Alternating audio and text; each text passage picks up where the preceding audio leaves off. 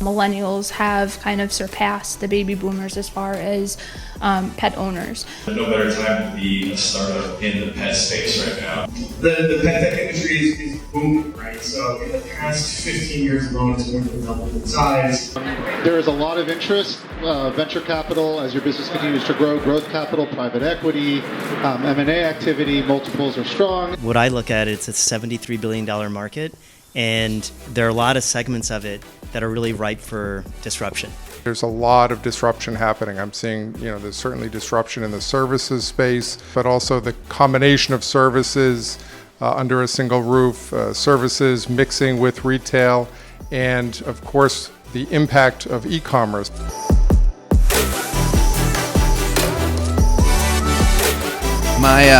I got started in this company when I was a PhD student in cognitive science, actually at UC San Diego.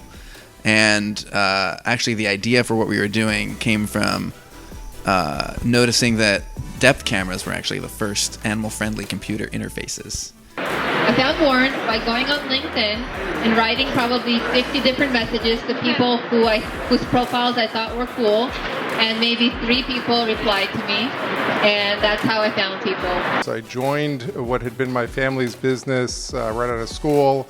It was a small catalog business focused on pet care professionals like groomers and so forth. And we had a small retail store. We grew that retail store into a chain of pet superstores and sold that to Petco some years later. And then converted what had been this catalog business into kind of a multi-channel CPG across a number of non-food pet product categories. And I exited that business last year, 2018. QR codes was what we started with. The next piece that you see a lot of people using is, or starting to become aware of, is NFC, near field communications. But the cool thing is that we designed it so that it doesn't matter if it's the QR code or the NFC or whatever the v.next is of connecting, being able to encode a web address, and then your phone recognizes it and jumps out to our site to pull that data. That was the whole idea, was to keep it really simple. Well, my co-founders and I were busy, we were working, we loved our dogs, but we had really robust and active social lives, and we wanted a dog walk, and we just wanted to. I started Pretty Litter out of a very genuine, legitimate need because my cat passed away. It was a super stressful, sad experience. It happened rapidly, and I was just frustrated that cat owners didn't have a better source to monitor their cat's health quickly. I just saw that there was going to be an opportunity for, internet-connected dog products, which didn't exist several years ago. The category is starting to exist, and it's hard to imagine that it's not going to be pervasive at these trade shows coming up.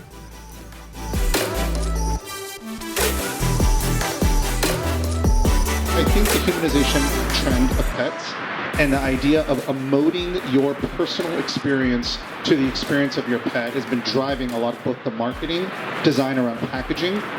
I travel for business. Anything that can help make my life easier is something I'm looking towards. And that is pretty much the theme with all my friends who have postponed having children in favor of having dogs and or cats. Anything I can just do to make it easier. And that's, I think, what everyone is just really looking for at this point. What we've seen over a long period of time is the humanization of pet products. Dermatology is huge. Eye care, ophthalmology is huge. And then cancer, of course. More than 50% of dogs die of cancer. Where do I see it going? I see a home that makes sense of what your pet's up to throughout the house, whether that's sound, whether that's cameras, that takes steps to first notify you when something is amiss or you should be aware of something, but then also takes actions with your permission to take care of that animal. Everybody's looking for these unique ways to make their pet ownership more convenient.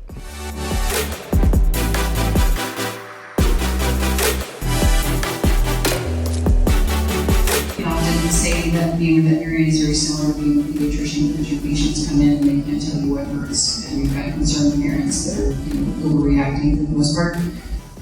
Our mission at Purina is to help pets and parents live happier lives together, and That is both altruistic and, frankly, the longer pets live, they eat more food. So we like that too. We grew up in like tribes and with animals and whatnot. And as agrarian societies changed, and now industrial societies have really caused us to be really isolated from one another. So like loneliness is a huge epidemic, right? So pets are a way to help alleviate a lot of these like mental illnesses, actually. So pets are really an integral part of our society. The humanization of how we want to improve the care and so forth, and there's an element of convenience where you can get all of this together. It's an incredibly emotional category. And there are people who will give up a lot to get their pet a different food, to get their pet a camera, to get their pet, and give up things personally. Data is huge right now, right, from the medicine side. So like, yeah, even with your product, it's like it's all, there's a lot of stuff that can happen in the data. Love the ecosystem, the network, and find resources, come up to events like this. This networking is really the best way to meet people, and attending events like this, just try not to be shy. It's like, some people hate networking. It's like the worst feeling in the world. But like putting yourself out there to meet people. Advisors are actually like a really notable contribution to your company as you're scaling. But if you come into something with a unique issue that you're really truly bringing an innovative idea of how to solve that, then I think those are the ones that succeed.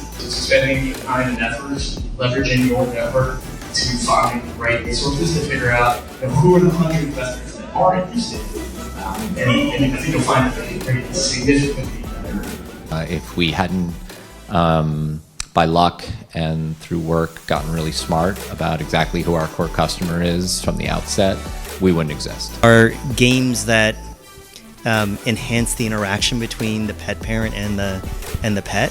When you can develop such a tightly focused consumer target, then I start to wonder what else, how are we going to solve their problem? I think so long as you push yourself to constantly innovate, constantly connect with people that are interested in the same sort of thing as you, things will come. Because if you're not solving a problem that matters to consumers, you're wasting your time. If it doesn't solve a problem, it's not going anywhere. If the UX isn't good, it's not going anywhere. I just encourage you guys, if you're working on a product, if you're working on an idea, make sure you ground yourself back to that on a regular basis.